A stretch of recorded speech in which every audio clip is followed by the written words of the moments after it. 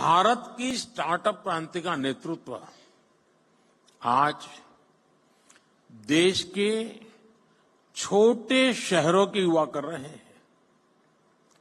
कुछ लोग सोचते हैं कि हमारे स्टार्टअप सिर्फ टैक्स स्पेस तक ही सीमित है, लेकिन मुझे खुशी है कि आज agriculture, textile, medicine, transport, space, even मैंने देखा योगा में स्टार्टअप शुरू हुए हैं।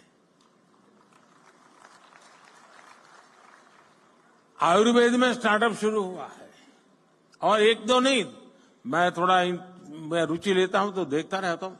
300, 400 की संख्या में है और हर एक में एक से बढ़कर एक न कुछ नया है जी। कभी तो मुझे भी सोचना पड़ता है कि मैं योगा कर रहा हूं वो ठीक है कि स्टार्टअप वाला कह रहा है वो योगा ठीक है।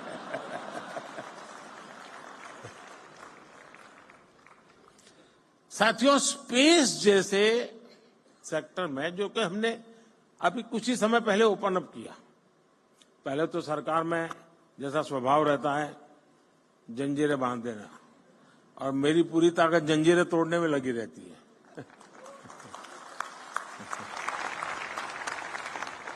स्पेस में 50 से अधिक सेक्टर्स में भारत के स्टार्टअप बहुत अच्छा काम कर रहे हैं और ऑलरेडी हमारे स्टार्टअप स्पेस शटल लॉन्च करने लगे हैं जी, इतने कम समय में। साथियों, भारत की युवा शक्ति का सामर्थ्य आज पूरी दुनिया देख रही है।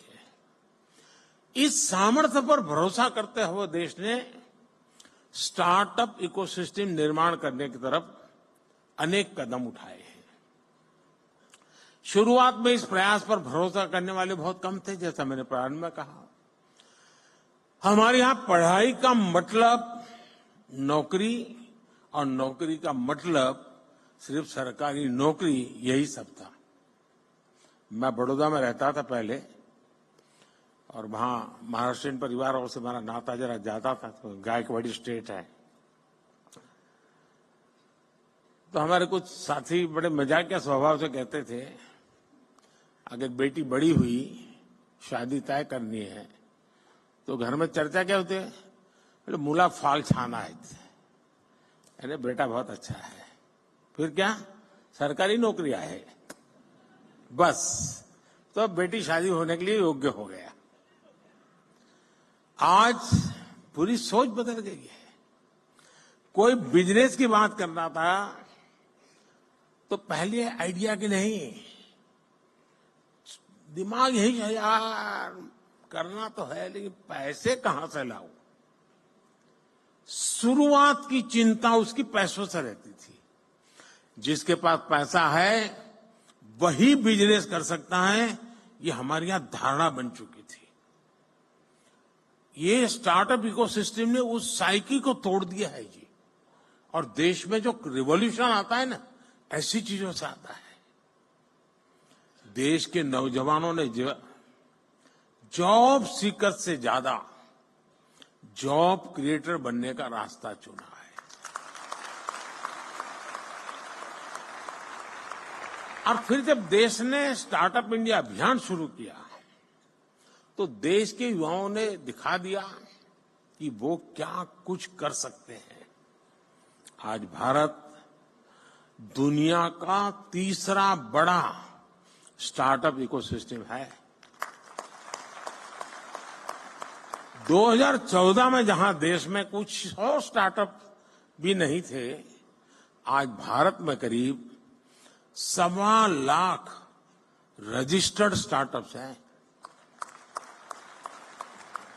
और इनसे करीब 12 लाख नौजवान सीधे तौर पर जुड़े हुए हैं। हमारे पास 110 से ज्यादा यूनिकॉर्न्स हैं। हमारे स्टार्टअप्स ने लगभग 12,000 पैटेंट्स फाइल किए हैं और बहुत सारे स्टार्टअप्स ऐसे हैं जो अभी तक वो पेटेंट के महत्व नहीं समझे। मैं अभी भी मिल के आया, मैंने पहला ही पूछा, मैंने कहा पेटेंट हुआ गया? नहीं, बोले प्रोसेस में है।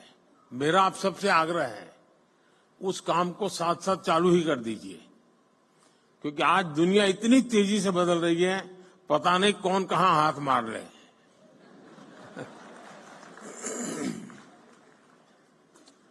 और देश ने कैसे इनकी हैंड होल्डिंग की है, उसका एक और उदाहरण है जेम पोर्टल। यहां पर उसकी व्यवस्था है, आप देख सकते हैं।